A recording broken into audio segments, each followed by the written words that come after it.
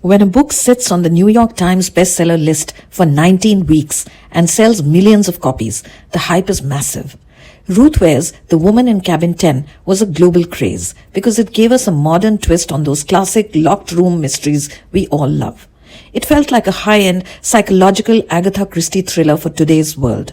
But while the book sailed right to the top, the movie feels like it hit an iceberg before it even left the dock. Hello, I'm Shubhra and you're watching Twisted. Here we dive into stories that pull us into deeper, darker zones where nothing is as it seems.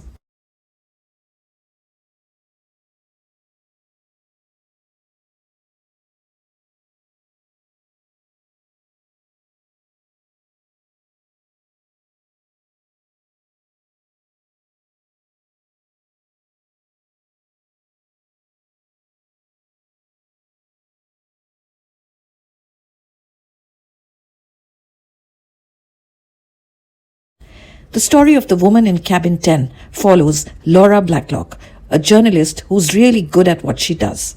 She's just landed a huge scoop and gets invited onto the Aurora, a luxury yacht owned by a billionaire named Richard Bulmer. This guy practically breathes quiet menace. Did you know this movie was stuck in development for years? At one point, there were even rumors that Charlize Theron was going to play the lead. That tells you the kind of intensity they were originally going for. The filming team actually went all out for the production. They shot on a real-life super yacht called the Savannah, a vessel that cost a staggering $150 million. You can see every cent of that budget on the screen. But here's the thing. You can have a massive budget and a world-class ship, but absolutely nothing can replace a story well told. The guest list we actually got feels like something straight out of a Bollywood suspense thriller. We've got the brooding ex-boyfriend, the over-helpful family doctor, a mysterious wife hidden in the shadows, and a loud, unpredictable pop star. It's the perfect setup, a floating palace in the middle of the North Sea, totally cut off from the world and full of people hiding behind masks. On her very first night, the nightmare starts. Laura wakes up to a scream. She hears a violent struggle in the cabin right next door, cabin 10, followed by a sickening splash in the water. But when she screams for help, the security team shows up with those cold, polite smiles. They tell her she's just dreaming. They show her the cabin, and it's spotless. No woman, no body, no crime. Everyone on the boat is accounted for. That is the classic gaslighting phase where the movie should feel like a pressure cooker. We should feel Laura's heart racing as she realizes she's trapped on a boat where the people supposed to save her are actually covering up a murder. But instead, the film just kind of loses its way. Let's talk about the suspect gallery for a minute, because this is where the ball really gets dropped. In a good whodunit, half the fun is suspecting everyone. You have the billionaire's wife, Anne, who seems so fragile. Is she the victim or the mastermind? Then there's the ex-boyfriend, who just happens to be on the same boat in the middle of the ocean. Talk about awkward. His presence should have added so much drama, but he's just there. Even the pop star and the influencers feel like cardboard cutouts. In a better script, one of these people would have seen something or been caught in a lie. But here, the supporting cast feels like they're just waiting for the shoot to end. They don't challenge Laura, they don't trick us, and they don't add any real spice to the puzzle. The yacht itself is another big missed opportunity. Think about films like Glass Onion or the recent Raat Akeli Hai. These locations feel like they're closing in on you. The Aurora is huge and expensive, but it has no soul. We spend so much time just wandering around looking at fancy furniture. It should have felt like a cage, but it just feels like a boring, empty hotel. There are no dark corners, no creepy vibes, no sense of dread. When Laura is running through the halls, it doesn't feel like she's in danger. It feels like she's just looking for the gym. And then comes the biggest mistake a thriller can make. About halfway through, the movie basically hands you the answer. The mystery is solved for us while Laura is still fumbling around in the dark.